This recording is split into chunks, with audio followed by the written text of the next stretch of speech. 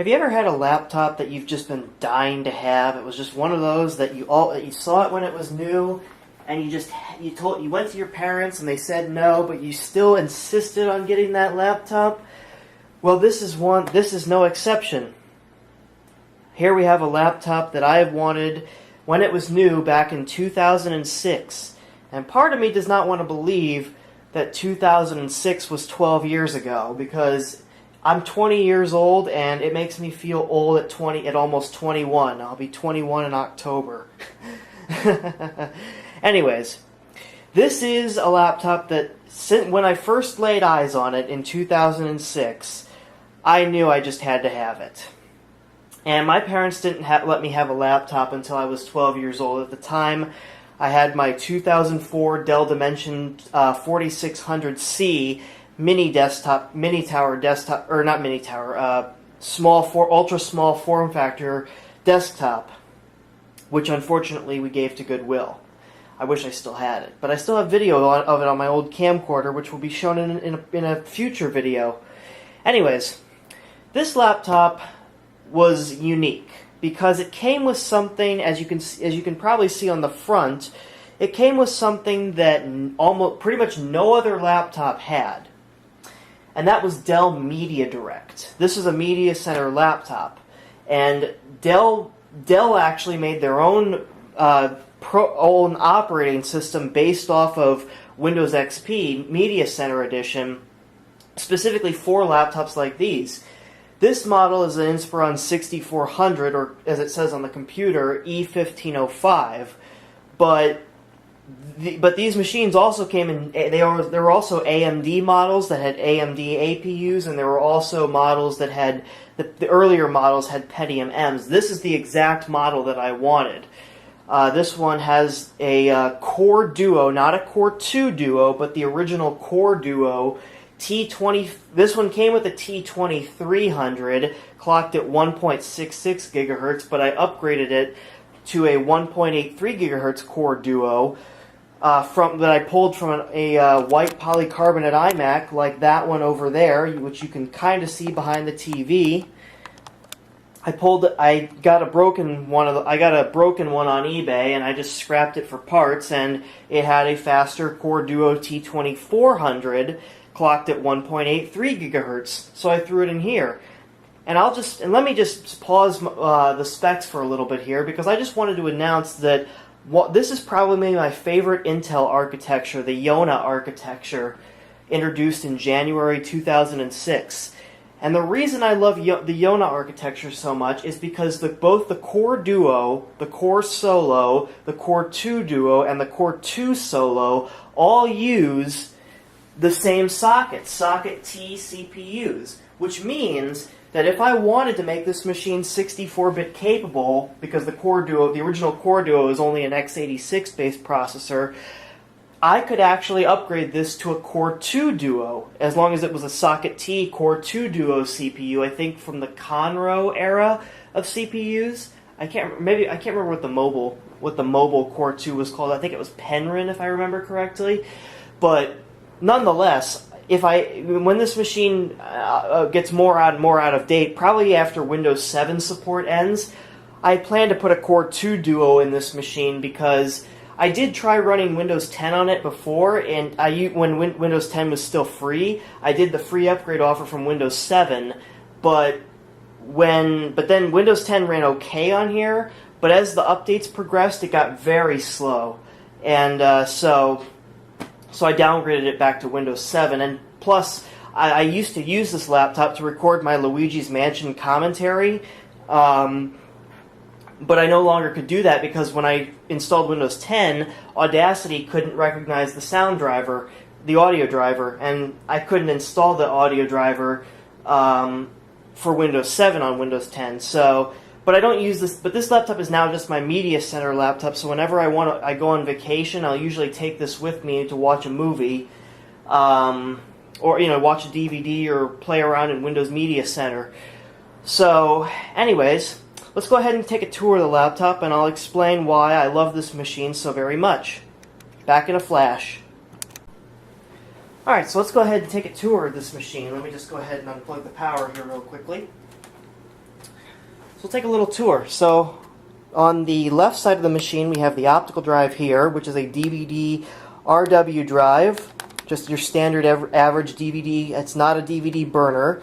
And this drive is a little peculiar because the bezel is loosely attached, and the drive has problems reading the discs when the bezel is attached. So when I put DVDs in here, I have to take the bezel off. It's pretty peculiar. Kensington lock here, our cooling ventilation here, this is actually right where the CPU is. On the back, we have another cooling ventilation port here. We have S-video output, something you certainly don't see on laptops nowadays because most televisions don't have S-video anymore. VGA out, another thing you usually don't see much on newer laptops because VGA is finally becoming obsolete and more people are switching to DVI and HDMI. Two USB 2.0 ports here, a 56K dial-up modem, and I believe this is 10100 Ethernet, but it may be gigabit. I would seriously doubt if it was gigabit from 2006, but it could be. Then here's the DC in. On the other side, on the right side, we have IEEE 1394 FireWire port. We have, you can't see it, there's the IEEE 1394 FireWire, two more USB 2.0 ports, SD card reader, microphone and headphone output jacks. Then this is where you can have this is the express card slot right here. Move my hand out of the way. Oop. Let's see. Okay, I think I broke the express card slot. I can't get the little... Oh, there we go. Okay. And then underneath that is the hard drive caddy, which is missing the screws, but it does have the original Fujitsu 60 gigabyte hard drive in it. And on the front, we have the media controls for audio, mute the audio, volume down, volume up, play, pause, next track, previous track, and stop. Let's zoom out a little bit here. Here's the interior view of the laptop. This is probably the best trackpad I have ever seen on a laptop. These Dells that use this style of casing have probably some of the best trackpads because they're nice and wide, nice and big. The scroll buttons don't, the scroll touch controls don't get in your way, and the buttons are just really comfortable to click. I could do this all day. Up here you have your Media Direct button, which sadly does not work, and I'll explain why in a moment. You have your num lock, caps lock, scroll lock indicator lights, Wi-Fi indicator light, and it has a Bluetooth indicator light, but this model does not have Bluetooth, so I'm not sure why that's there. Power button, and these keyboards, let me tell you, if there's one keyboard I love better than an IBM ThinkPad keyboard, the older style, not the chiclet crap styles, it's these Dell keyboards. This style of Dell keyboard is easily one of my favorite laptop keyboards to type on because the keys go down all the way. They get very tactile feeling, and it feels like you're using a professional keyboard, and I love these keyboards. That's another reason I wanted one of these laptops, because the trackpad and keyboard are just so well made. You won't see any webcam on this machine. This was about a year before Dell started integrating webcams into their computers. Then we have the obligatory stickers for Intel Core Duo and designed for Windows XP. And yes, this machine is Vista capable, but we all know how that ended up because, well, if you just go watch my video called "The Windows Vista Capable Experience," and you'll see why Microsoft was sued for that. So on the bottom we have the battery, which is completely dead, not even detected by the computer or the BIOS. As you can see, well, it wasn't showing any lights before, so maybe it is secretly charging, but Windows sure as hell doesn't recognize the battery. It just shuts off. Under this door, we've got the RAM, which I upgraded from its original 512 megabytes to 2 gigabytes, and the Windows XP Media Center Edition 2005 product key. If you want that, just pause the video and copy it. I don't think Microsoft is going to care for me giving away a Windows XP product key, because Windows XP is no longer supported, and the POS Ready patch will cease getting updates next year in April. So I really don't think that Microsoft would think too highly of showing a Windows XP product key. So I think we've come to the point in the video where I'd like to boot the machine up. And while it's booting up, I'll explain a little bit about what I did when I first got this machine. I forgot to mention I got this machine from my neighbor back when I was living at home, and I got it completely free. and because he just requested that the data be wiped and the hard drive be wiped, and just erase all the data. That's really all he requested. So I did that. Originally, because this machine is new enough to have a recovery partition, I wanted to preserve Dell Media Direct because it's so unique.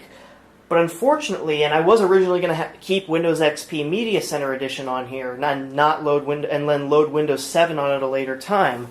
The only thing was, though, when I tried to do the recovery partition, and I started making a video about it, but unfortunately, like an idiot, I accidentally deleted the footage that I shot of that. I wish I could have uploaded. I wish I could get that footage back, but there's just no way in hell it's gonna happen. So what happened was I started I did Control F11 to get into the recovery partition based on Semantic Ghost. That was before they had the Windows Vista, Windows 7 recovery console. I tried that, and apparently some malware had corrupted the recovery partition. There was malware on the machine when I got it. I booted it up. It had a password, but I did the XP backdoor login to log in as the built-in administrator account, and I found malware and there was malware on it. Oh, and now it's recognizing the battery? Okay, that makes no sense. It wasn't doing that a minute ago. Anyways, there's the glorious Windows 7 startup sound. Anyways, so I tried the recovery partition because I figured, you know what, it's probably the easiest way to clear the data off this machine. It'll get rid of the malware, it'll get rid of all the personal files, and everything will be just fine and dandy. And it's asking me what kind of network I have. That's interesting. Well, this is a home network, so I'll choose home. But we're not ready to use the computer just yet. Anyways, so I tried the recovery partition. All this stuff that's been happening is delaying my explanation of what happened. Some malware had corrupted the recovery partition, and I tried, and like when it got to about like 53%, the recovery process failed. I got an error message, and the recovery process, it said the recovery failed because it was missing files. And I hit OK, and that just screwed up the whole hard drive. It corrupted the recovery partition. It corrupted the Media Direct partition. For those who don't know, Dell Media Direct is stored on a separate partition. It's basically a second OS that's preloaded onto the machine before Windows is installed. And so I tried it again, and I could not get back into the recovery partition. It just kept giving me an error saying it wasn't found because it had corrupted the drive, and when I tried to load Windows, I got the dreaded NT loader is missing error. So at this point, I whipped out my copy of, let me just grab it here, Windows 7 Home Premium, my retail copy, and loaded Windows 7 on here. And Windows 7 installed without a hitch, but unfortunately I couldn't get Media Direct to work. After I upgraded this to Windows 10, when I was downgrading it back to Windows 7 due to Windows 10's sluggish performance on this older CPU, I tried to reinstall Media Direct. I actually found a website that had the Media Direct ISO, so I downloaded it. But I loaded that on first and then installed Windows, but unfortunately, after following all the steps and installing the Media Direct patch on Windows, it still doesn't work. It just went back to NT loader is missing, and that's obviously because Windows 7 uses Boot Manager and Windows XP uses NT loader. And since Windows 7 doesn't use NT loader, that's why it was giving me that error message. So unfortunately, I was not able to get Media Direct working again. But the media buttons still work in Media Center and Media Player, so I have some content on here that works pretty well. So let's go ahead and give it do a little demonstration of this laptop, just to show how well Windows 7 runs on here compared to Windows 10. Yeah, see, Windows 10, the Start menu would be opening just about now. So I went ahead and did Ninite and got VLC, Malwarebytes, some 7-zip, Google Chrome, all that good stuff. So let's go ahead and show, because the good thing about these older CPUs is they're really good for web browsing. So I'm going to go ahead and fire up Google Chrome here, which hasn't been updated in a while because I haven't turned this computer on in a while. We'll go ahead and go to YouTube, and we'll see what we can find. I think we're connected. We should be. It was asking me what kind of network I had before, so we should be connected to the internet. So let's go to YouTube. There we go. As you can see, the Core Duo runs pretty well. Let me just go ahead and pull up one of my videos, and we'll do something a little bit more. We'll do something a little more, something that more people have watched. And yeah, there's a ton of Ben Kleinbergs, but I'm the only one that has 9.7K subscribers, so I'm almost at 10,000 subscribers. I'm impressed. Let me go ahead and pause this video real quickly. As you can see, it's a little the Core Duo is a little sluggish, but let me find a video that actually has movement in it. Like, let's see here. If I can find that Clinton Road, let me find that Clinton Road video that I did way back. Let me go ahead and find that, because that has a lot of motion, and that'll really show what the Core Duo can still do in 2018. There it is, Clinton Road, West Milford, New Jersey. Not too far from where I'm originally from. Oh, I've got to pause here because there's an ad. Okay, sorry, I just had to pause there because there was an advertisement, and I don't want this video to get taken down by the copyright mafia. So let me go ahead and skip a little bit into the video. Whoops. Let me put the screen hinge up a little bit, make sure we can still see it. And we'll go ahead and showcase what the Core Duo is capable of doing. Let me go ahead and bump up the quality to 720p. And we'll go into theater mode, and we'll see what this old T2300 Core Duo is capable of. Yeah, we're recording. For a second, I thought we weren't. Well, hello everyone, back again. Get to the part that has some motion. You should definitely Give that a second to buffer. use your high beams when you're driving on this at night. And the speed limits, maximum speed limit's 35. So if you're going more than 35 miles an hour on this, you're likely to get in an accident. So all you teenagers who think you're invincible and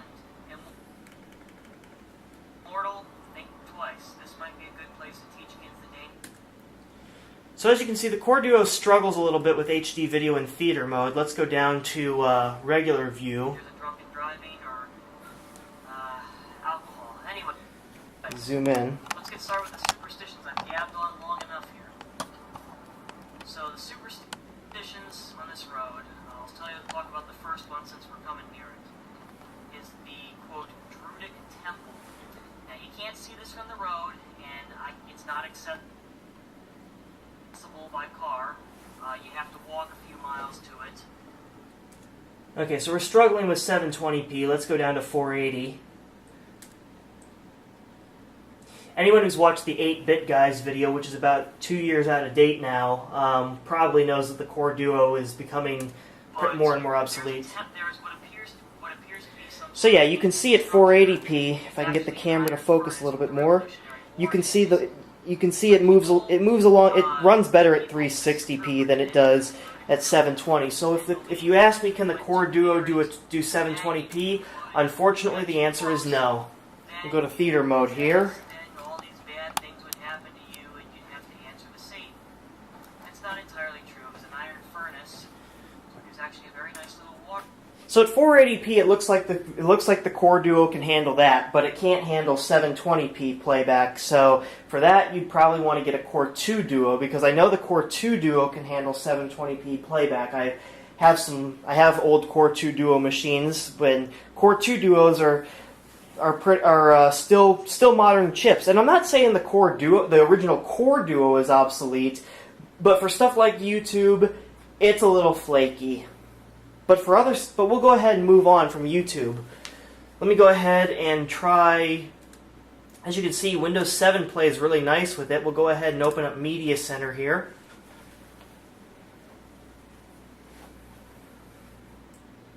And Media Center always takes a little while to launch. Unfortunately, I won't be able to show any content, because I don't want the copyright mafia to come after me. But you can see the animation is very smooth. You can see we can cruise through Media Center just like you could in Windows XP. And you can see it's fairly responsive. Definitely better than Windows 10. We've got the sample music on here. I thought I had, maybe, I don't remember, maybe it was a different computer that I had my music on. I don't think it was this one. I would play the sample music, but again, the copyright mafia would kill me if I did that, so unfortunately I'm not going to be able to do that. I don't have Microsoft Office on here, but we'll go ahead and open up WordPad, or Notepad, and we'll go ahead and type something.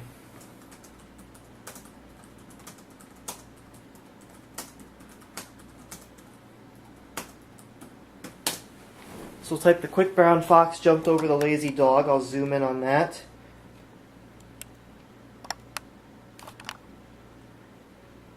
And this keyboard, like I said earlier, these keyboards with these Dell laptops are to die for. If you're a typist, you'll really love these keyboards because they're just so comfortable and tactile, like I said earlier, and I'm now repeating myself over and over again. So let's go ahead and watch a different video. Let's go ahead and pull up UXW Bill. Go ahead and pull up a UXW Bill video. So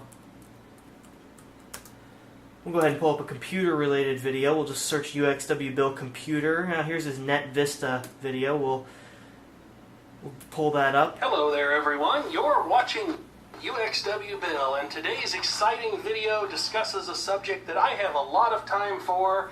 Yes, indeed, folks. Today's particular video is going to be about an all-in-one computer system, specifically this IBM Net Vista model. This has been sitting around for a couple of months for reasons that I will get into a little bit later. This was something that I actually saw at the Goodwill. It's going to say, hey, I see you put in a new device, and it's going to load in the appropriate drivers. You'll notice that this scanner built... Whoa.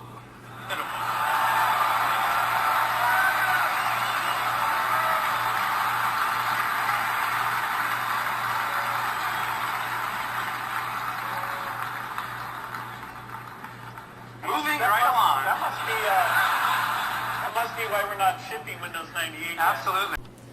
So as you can see, the Core Duo is still a very capable chip. See, with videos like this that are uploaded at a lower resolution and a lower quality, the Core Duo handles them just fine. High definition video it struggles with, and as YouTube progresses further and further in 2018 and 2019 and so on and so forth, the Core Duo is unfortunately going to probably lose its ability to play videos, and it'll be just about as good as a Pentium 4 on modern YouTube. But, of course, that doesn't mean you can't just, go to Pego, download a video, and play it in VLC. I mean, I don't have any videos, unfortunately, to play in VLC, but I'm sure if you went to Peg... you can do this on Windows 98 laptops with Pentium 2s. You can download a video at maybe 240, 360p, put it in a format that VLC can read and play it in VLC. It'll usually work just fine. So what are my future plans with this laptop? Well, like I said, I definitely want to keep Windows 7 on here as long as I can, so I'll probably keep it on until end of support in 2020. And then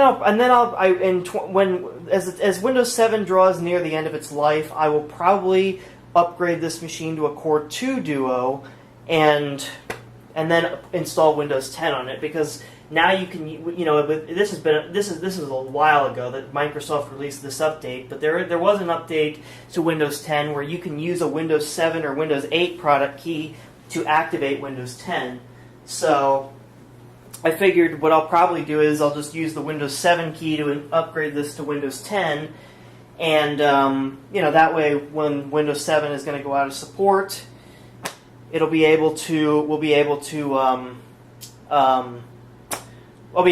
able to use this laptop. We'll just have to find a replacement for Media Center. But there's plenty of stuff out there like Media Portal, so that shouldn't be too big of an issue. Go ahead and go through the specs here. Whoops, I hit the wrong button. So we're running Windows 7 Home Premium, Service Pack 1, Intel Core Duo T2400 at 1.83 GHz, 2 GB of RAM, which was upgraded from the original 512 megs, and 32-bit OS, because unfortunately the Core Duo and Core Solo CPUs are not 64-bit capable CPUs. And obviously Windows is genuine. No, I did not pirate this copy of Windows. That would be past Ben Kleinberg pirating Windows. I have plenty of keys lying around that I don't need, so might as well use them up well on whatever computers I can find. So yeah, that is my little story with this computer. Overall, I love this machine. I've wanted one of these for ages, and I finally got my hands on one. And I got this. As of the day of this video, I've had this machine for probably 3 years now. I mean, I think I got this in 2015, if I remember correctly. So yeah, I've had this about 3 years now, and has not let me down. I mean, I watched DVDs on it. It's got a nice big 15.6-inch glossy display. And while usually I'm not a big fan of glossy displays, this one gets an exception because it actually looks, I mean, it looks bright and vibrant. I mean, you probably can't see in the video, but the colors are vibrant. It's very crisp and clear. There's no ghosting of any kind. It's not like those old passive matrix displays. Hell, I don't want to remember those things. But anyways, that's it for this video. See you guys in the next one.